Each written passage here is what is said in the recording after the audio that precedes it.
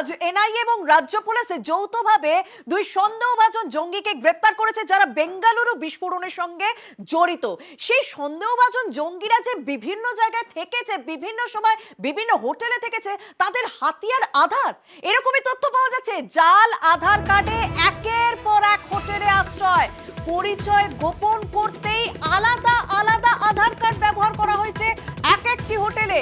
জঙ্গিদের সঙ্গী জাল আধার কার্ড চক্র, এই প্রশ্ন তো উঠবেই, কারণ আপনাদের কাছে যদি ছবিটা দেখাই সেই ছবিটাতে আরো পরিষ্কার হবে ঠিক কোন কোন হোটেলে তারা কোন কোন আধার কার্ড বা কোন কোন পরিচয় থেকেছে। আমি সবার প্রথম হোটেল কোনটা? Esplanade in. যে এসপ্ল্যানেড ইনের ছবি দেখছেন, এই হোটেলে গা ঢাকা দিয়েছিল দুই সন্দেহভাজন জঙ্গি এবং কে কোন পরিচয় ছিল দেখুন। আসল নাম মুসাবির হোসেন সাজিব। ধৃত জঙ্গিদের মধ্যে একজনের নাম মুসাবির হোসেন সাজিব। সে এই হোটেলে কি নামে ছিল? ইউসা শাহনওয়াজ প্যাটেল। এই যে দেখতে পাচ্ছেন মুসাবির হোসেন সাজিব, সে এখানে ছিল ইউসা শাহনওয়াজ প্যাটেল। আধার নাম্বারটা একটু দেখে রাখুন, 515851179147, অর্থাৎ ভুয়ো নামে ভুয়ো আধার কার্ড তৈরি হয়েছে, কারণ তার আসল নাম তো সাজিব, মুসাবির হোসেন সাজিব, কিন্তু সে এখানে ছিল ইউসা শাহনওয়াজ প্যাটেল নামে। এবার তোয়াহার পরিচয় যদি দেখি, তোয়াহা কোন পরিচয় ছিল? তার আসল নাম আমরা জানি আব্দুল মতিন তোয়াহা। সে এখানে ছিল ভিঘ্নেশ বিডি নামে, অর্থাৎ তার ছদ্মনাম ভিঘ্নেশ বিডি। আর আধার নাম্বার দেখুন 676528587549। এই সমস্ত আধার কার্ড কিন্তু ভুয়ো, কারণ তারা এখানে ছদ্মনামে ছিল। এবার দ্বিতীয় হোটেল হোটেল প্যারাডাইস।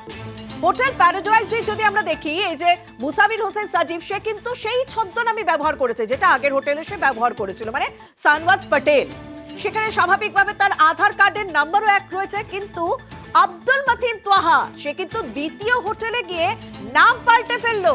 মানে আগের হোটেলে এক ছদ্মনাম, পরের হোটেলে এসে আর একটা নাম আনমোল কুলকার্নি। সেখানে আধার কার্ডের নাম্বারও পাল্টে গেল। আনমোল কুলকার্নি ছদ্মনাম আর আধার নাম্বার কত? 863298822668। অর্থাৎ এক একটা হোটেলে সে থেকেছে এক এক রকম পরিচয়। বিশেষ করে আমি দেখতে পাচ্ছি আব্দুল মতিন তোয়াহা, সে প্রায় প্রত্যেকটা হোটেলেই সে তার নাম পাল্টেছে, কিন্তু মুসাবির হোসেন সাজিব সে একবারই ছদ্মনাম ব্যবহার করেছে এবং ভুয়ো আধার কার্ড ব্যবহার করেছে।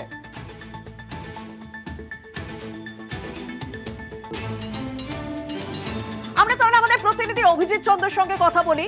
অভিজিৎ, স্বাভাবিকভাবে একটা প্রশ্ন আমার আসছে, কারণ আমরা তৃতীয় হোটেলেরও ছবি দেখাবো যে তৃতীয় হোটেলেও তারা অন্য নাম, অন্য আধার কার্ড এই সমস্ত ব্যবহার করেছে। তাহলে এই যে জঙ্গিরা, এই জঙ্গিদের সঙ্গে এই জাল আধার কার্ড চক্রের তো একটা যোগাযোগ রয়েছে নিশ্চয়ই।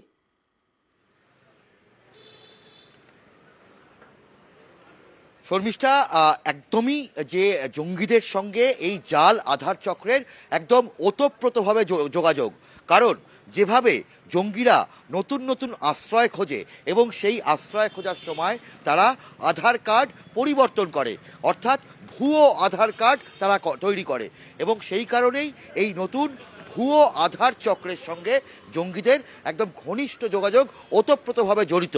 এবং সেই কারণেই বিভিন্ন জায়গায়, দেশের বিভিন্ন জায়গায় যখন তারা বাসস্থান পরিবর্তন করে, একটা জায়গা থেকে আরেকটা জায়গায় তারা যখন চেঞ্জ করে, হোটেল, গেস্ট হাউস, বিভিন্ন জায়গাতে, তখনই তারা কিন্তু এইভাবেই আধার কার্ড, এক জায়গায় একটা আধার কার্ড, আরেক জায়গায় আরেকটা আধার কার্ড দেখায়।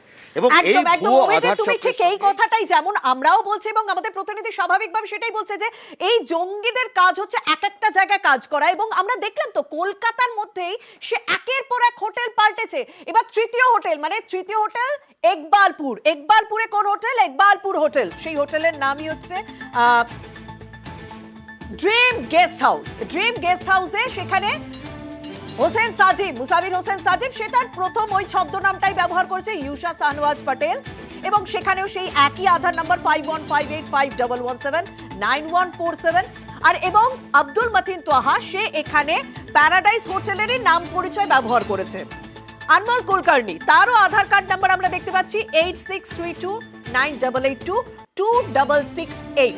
আমাদের প্রতিনিধি অভিজিৎ, সত্যিই তো তুমি যে কথাটাই বলছিলে সেই কথাটা আমরা দর্শকদের দেখালাম যে প্রত্যেকটা হোটেল মানে তোহা সে দুবার তার নাম পাল্টালো এবং দুবার স্বাভাবিকভাবে তার আধার কার্ডও পাল্টে গেল, এবং প্রথম থেকে এই সাজিব সে একটাই নাম ছদ্মনাম ব্যবহার করছে, সে সব জায়গায় ওই ভুয়ো আধার কার্ডের ছবি দিয়েছে। মানে এই চক্রটা কোন জায়গায় পৌঁছে গেছে এবং কতটা গভীরে?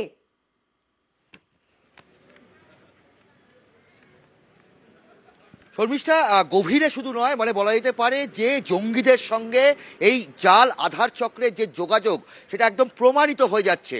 এবং এই যে দুই জঙ্গি, সন্দেহভাজন যে দুই জঙ্গি যারা বিভিন্ন জায়গায় হোটেল চেঞ্জ করে থাকতেন, যার মধ্যে এই ইকবালপুরের ড্রিম গেস্ট হাউসও রয়েছে, এবং এই হোটেলেও তারা ভুয়ো আধার কার্ডই দিয়েছিলেন। ফলে হোটেলের যিনি ম্যানেজার তার পক্ষে সত্যি বোঝা মুশকিল। এবং জঙ্গিদের কাছে কোনো রাজ্য জায়গা কোনো রকম সম্পর্ক নেই, যে কোনো জায়গায় গিয়ে তারা ভুয়ো আধার কার্ড দেয়, যে কোনো জায়গাতে গিয়ে তারা অন্য নামে অন্য পরিচয়ে তারা আধার কার্ড দেয়। একবার আমি হোটেলের ম্যানেজারের সঙ্গে কথা বলছি, যেভাবে এই ভুয়ো আধার কার্ড দেওয়া হয়েছে তাতে সত্যি কারোর পক্ষে বোঝা সম্ভব না। হোটেলের ম্যানেজার, আপনারা কি পরীক্ষা করতে পেরেছিলেন যে এই আধার কার্ড? হ্যাঁ, অরিজিনাল আধার কার্ড যেরকম হয় পুরো সেম টু সেম অরিজিনাল আধার কার্ডই দিয়েছে। তো আধার কার্ড দেখেই তারপরে আমরা রুম দিয়েছি। এটা যে ভুয়ো আধার কার্ড এটা তো বোঝাই যাচ্ছে না। বোঝাই যাচ্ছে না যে এটা অরিজিনাল, পুরো same to same original Aadhaar card. তো এটা ভুয়া বলে বোঝাই যায়নি, তো এবার কি করে বুঝবো? এবং এটারই সুযোগ নিয়েছে এই সন্দেহভাজন দুই জঙ্গি, এবং সেইভাবে এই জাল আধার চক্রের সঙ্গে যেভাবে যোগাযোগ রয়েছে এই জঙ্গিদের, তাতে সুস্পষ্টভাবে প্রমাণিত শর্মিষ্ঠা যে এটা আর একটা বড় সড়ো বিপর্যয়ের কারণ হতে চলেছে গোটা দেশ জুড়ে। শর্মিষ্ঠা, একদম স্বাভাবিকভাবে জাল আধার কার্ড চক্রের সঙ্গে যদি এভাবে জঙ্গিদের সরাসরি যোগাযোগ থাকে, তারা যখন কোনো রকম অপরাধ করে এ দেশে বা এ রাজ্যে যেখানে বা যে দেশের যে কোনো প্রান্তে লুকিয়ে থাকুক, তাহলে তো বোঝা সম্ভব নয়। প্রাথমিকভাবে কেউই বুঝতে পারবেন না কোনটা জাল আধার কার্ড কোনটা আসল আধার কার্ড। এই জায়গাতেই প্রশ্ন উঠছে যে এই দুটো চক্র কিভাবে একে অপরের সঙ্গে জড়িয়ে রয়েছে, এবং এই চক্রটা যদি না ভাঙা যায় তাহলে হয়তো আরো বড় দুর্ঘটনা, আরো বড় সড়ো কিছু একটা হতে পারে। এবার আমরা আপনাদের সামনে সিসি ক্যামেরা ফুটেজ দেখাবো, হোটেলে সিসি ক্যামেরা ফুটেজ দেখাবো। খিদিরপুরে হোটেলে সিসি ক্যামেরা ফুটেজ আমরা দেখতে পাচ্ছি। অটোয়ে তোহা এবং সাজিব দুজনে নামলো, স্মার্টলি নামছে তারা, এসে তারা হোটেলের রিসেপশনে আসে, সেখানে কথাবার্তা বলে। এবং এই সিসি ক্যামেরা ফুটেজও কিন্তু তদন্তকারী আধিকারিকদের সাহায্য করেছে। বিভিন্ন হোটেলে তারা গিয়েছে, তারা সিসি ক্যামেরা ফুটেজ কালেক্ট করেছে। এই ফুটেজ দেখেই কিন্তু তারা অবশেষে জানতে পারে যে কাঁথিতে এই দুজন রয়েছে, তারপর সেখান থেকেই গ্রেপ্তার করা হয়। তাই এই সিসি ক্যামেরা ফুটেজ কিন্তু যথেষ্ট গুরুত্বপূর্ণ। আমরা দেখলাম তোহা এবং সাজিব দুজনে এলো, অটো থেকে নেমে এসে তারা হোটেলের রিসেপশনে আসছে, কথা বলছে, তারপর তারা সেখানে থাকে। আরো একটি সিসি ক্যামেরা ফুটেজ রয়েছে, এবং এই সিসি ক্যামেরাটা কিন্তু ফুটেজটা আমরা 21 তারিখে দেখতে পাচ্ছি। 21 তারিখ সন্ধ্যে 6টা নাগাদ এই সিসি ক্যামেরা ফুটেজ খিদিরপুরে হোটেলে। এবার আরো একটি সিসি ক্যামেরা ফুটেজ আপনাদের সামনে তুলে ধরবো, অবশ্যই তুলে ধরবো, এবং সেই সিসি ক্যামেরা ফুটেজগুলো যথেষ্ট গুরুত্বপূর্ণ। আমরা দেখতে পাচ্ছি এখানে 21 তারিখ, এবং আমরা প্রাথমিকভাবে যা জানতে পেরেছি এখনো পর্যন্ত যে 28 তারিখে হয়তো তারা কলকাতা ছেড়েছে। আমাদের অপর প্রতিনিধি অর্পিতা আমাদের সঙ্গে রয়েছে। অর্পিতা, যদি আমি ক্যালকুলেট করি এই 28 তারিখ অবধি আমরা একটা ট্র্যাক রেকর্ড পাচ্ছি তারা কলকাতায় রয়েছে, তারপর তাদেরকে কাঁথি থেকে গ্রেপ্তার করা হলো। এই মাঝখানের 10-12 দিনের মতন একটা হিসেব পাওয়া যাচ্ছে না, তাহলে এই কটা দিন তারা কোথায় ছিল সেটার কোনো রকম তথ্য?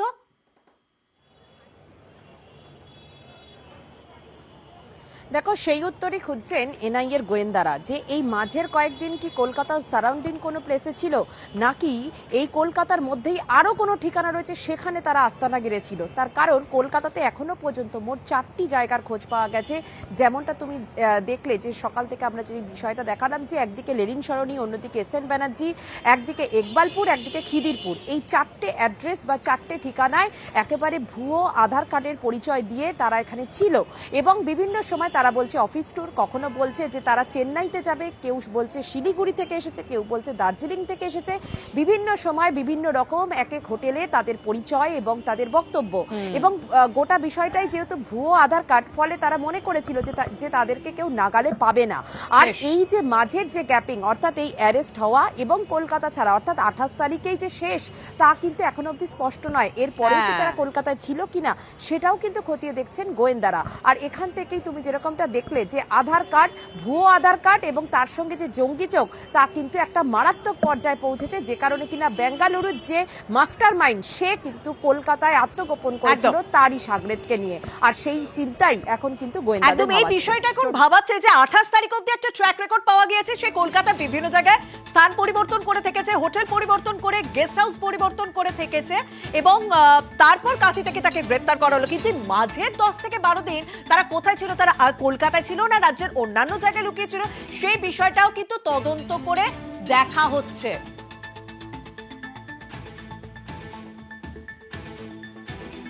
এদিকে এপ্রিলে বাংলা থেকে গ্রেপ্তার সন্দেহভাজন দুই জঙ্গি শুক্রবার ভোরে দীঘা থেকে তাদের গ্রেপ্তার করা হলো। রাজ্য পুলিশের সাহায্যে দুজনকে গ্রেপ্তার করলো এনআইএ। এই গ্রেপ্তারের কৃতিত্ব রাজ্য পুলিশের দাবি করছে তৃণমূল। পাল্টা বিজেপি কটাক্ষ করে বলছে এই গ্রেপ্তারে আবারও স্পষ্ট হলো বাংলা জঙ্গিদের কাছে সেফ জোন। ব্যাঙ্গালোরে একটা বোমা পড়েছিল, বাংলায় লুকিয়েছিল, 2 ঘন্টার মধ্যে আমরা ধরে দিয়েছি।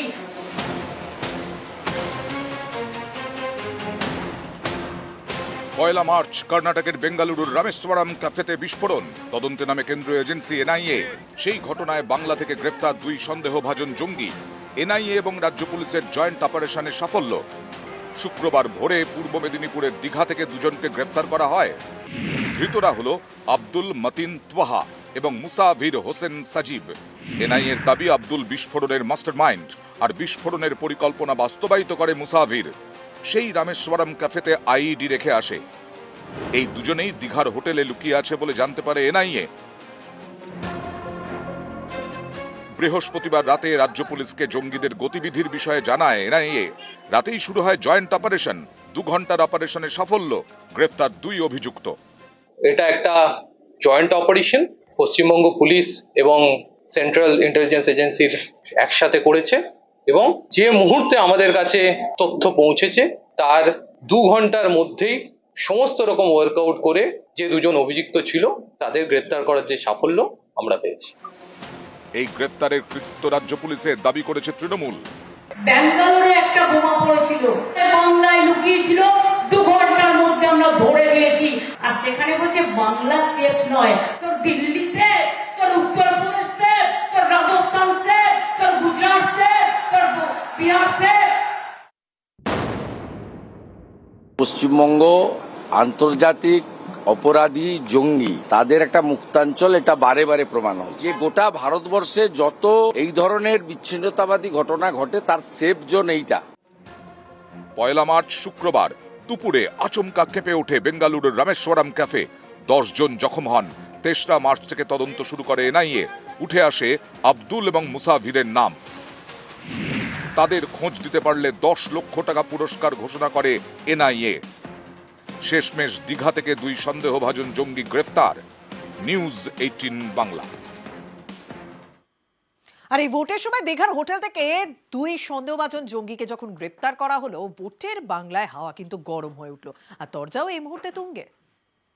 পাঞ্জাবের এখানে যারা বিচ্ছিন্নতাবাদী লোকেরা যুক্ত ছিলেন তাদের পাঞ্জাব পুলিশ চপারে করে এসে এখানে এনকাউন্টার করেছে। বঙ্গবন্ধু মুজিবুর রহমানের 2 জন ফাঁসির দণ্ডাদেশ প্রাপ্ত খুনি, একজন হাবড়াতে দীর্ঘদিন ছিলেন, পরে তাকে এনআইএর সাহায্যে গ্রেপ্তার করা হয়। পরবর্তীকালে পার্ক সার্কাস থেকে মাজেদকে গ্রেপ্তার করে ফাঁসি কার্যকর করে বাংলাদেশ সরকার। এই যে কুৎসাগুলো হচ্ছে কোনো সম্পর্ক নেই।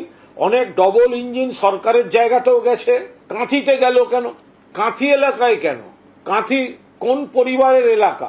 তাদের কাছ থেকে কোনো আশ্রয়ের গ্যারান্টি পেয়েই কি সেই জায়গায় ঢুকেছিল? সেগুলোও তো তদন্তে আনতে হবে। পয়লা মার্চ বেঙ্গালুরুর ক্যাফেতে বিস্ফোরণ। এই ঘটনায় বাংলায় গ্রেফতার সন্দেহভাজন জঙ্গি। এনআইএ এবং রাজ্য পুলিশের যৌথ অভিযানে দীঘা থেকে গ্রেফতার 2। বিবৃতি দিয়ে কেন্দ্রীয় এজেন্সি জানিয়েছে, বেঙ্গালুরু বিস্ফোরণের অভিযুক্তরা কলকাতার কাছে ভুয়ো পরিচয় দিয়ে লুকিয়েছিল। এনআইএ এবং পশ্চিমবঙ্গ, তেলেঙ্গানা, কর্ণাটক ও কেরল পুলিশের সক্রিয় সহযোগিতায় দুজনকে গ্রেফতার করা হয়েছে। কেন্দ্রীয় এজেন্সির এই বিবৃতিকে সামনে রেখে ময়দানে তৃণমূল। কুণাল ঘোষ এক্স হ্যান্ডেলে লেখেন, এনআইএ-কেও মানতে হলো রাজ্য পুলিশের সক্রিয় সহযোগিতার কথা। বেঙ্গালুরু বিস্ফোরণে জড়িত বলে যে গ্রেফতার তারা করেছে, তাতে তাদের প্রেস রিলিজেও রাজ্য পুলিশের সহযোগিতার উল্লেখ। দীঘা থেকে সন্দেহভাজন জঙ্গি গ্রেফতার। দীঘা পড়ে কাথি মহকুমার মধ্যে। এ নিয়ে নাম না করে অধিকারী পরিবারকে নিশানা করেন কুণাল। এক্স হ্যান্ডেলে লেখেন, কোথা থেকে ধরেছে? কাথি। সবাই জানে সেখানে কোন পরিবার দুষ্কৃতীদের আনে, আশ্রয় দেয়। এসবে তাদের ভূমিকার তদন্ত হোক। কাঁথিতে কেন? কাঁথিতে পাওয়া গেল কি কানেকশন? কি করে আশ্রয়টা এখানে পেল যারা এই কার্যকলাপ করেছিলেন রামেশ্বরম ক্যাফেতে? এটা নিয়ে বিজেপি এড়িয়ে যাওয়ার জন্য সেটাকে কিভাবে প্রলেপ দেয়া যায় যে ওখানে কানেকশনটা কি, আশ্রয় কে দিয়েছে, কোন পরিবার ওখানে আছে, এবং কাঁথিতে কেন ধরা পড়েছে সেটাও বা কার দিকে ইঙ্গিত আছে সেটাও তাতে এনআইএ কে ইনভেস্টিগেট করতে হবে। এর আগেও যখন সংসদে স্মোক বোম ফেলা হলো, তার সাথে বাংলার যোগসাজশ পাওয়া গেল।